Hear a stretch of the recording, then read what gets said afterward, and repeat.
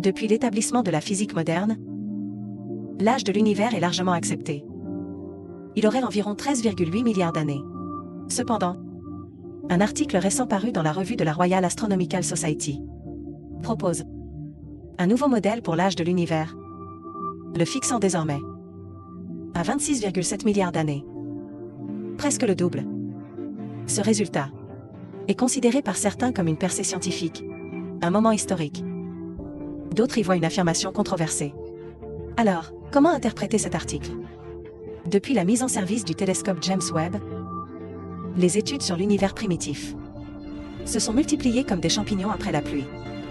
Une découverte surprenante est que les astronomes ont trouvé des étoiles extrêmement anciennes, dont le développement dépasse de loin la maturité attendue de l'univers. Cela implique que ces galaxies ont mûri incroyablement vite au début de l'univers, ou que notre compréhension de l'âge de l'univers est fondamentalement erronée. Pour connaître l'âge réel de l'univers, il faut d'abord comprendre comment il est calculé. Les observations montrent que l'univers est en expansion. C'est un fait incontestable, pas une simple théorie. Si nous pouvons déterminer de combien l'univers s'est élargi depuis ses débuts jusqu'à aujourd'hui, et comment son taux d'expansion a varié, nous pouvons calculer le temps total écoulé, soit l'âge de l'univers.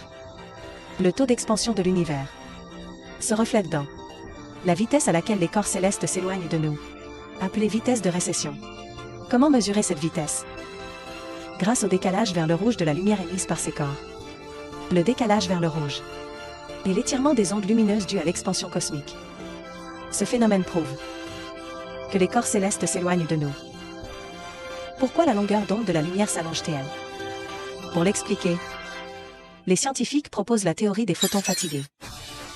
Cette théorie suggère que les photons, après un long voyage cosmique, peuvent perdre de l'énergie, ce qui fait que la lumière observée a une longueur d'onde plus longue que prévu.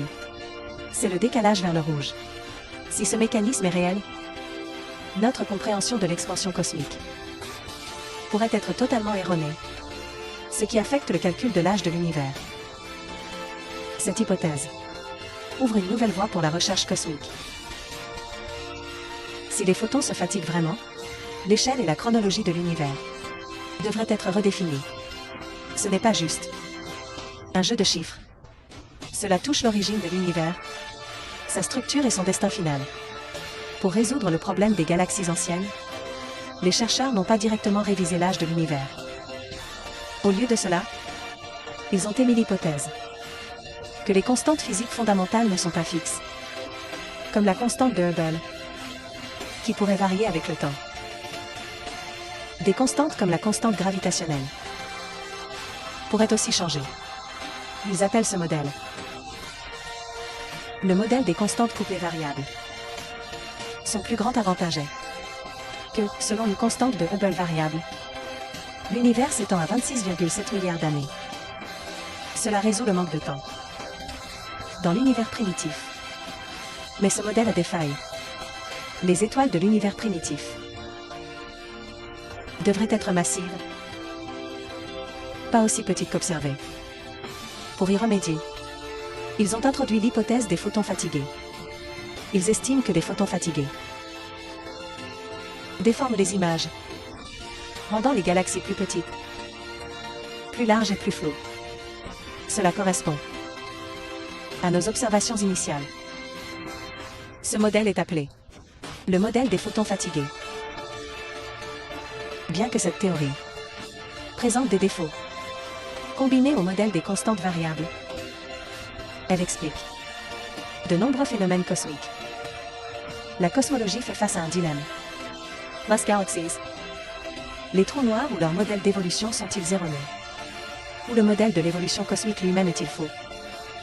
En général, la plupart se concentrent sur le premier.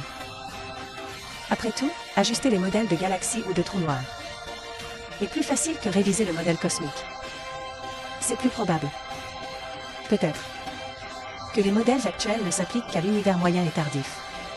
Découvrir d'autres galaxies ou trous noirs primitifs pourrait révéler un modèle distinct pour l'univers primitif.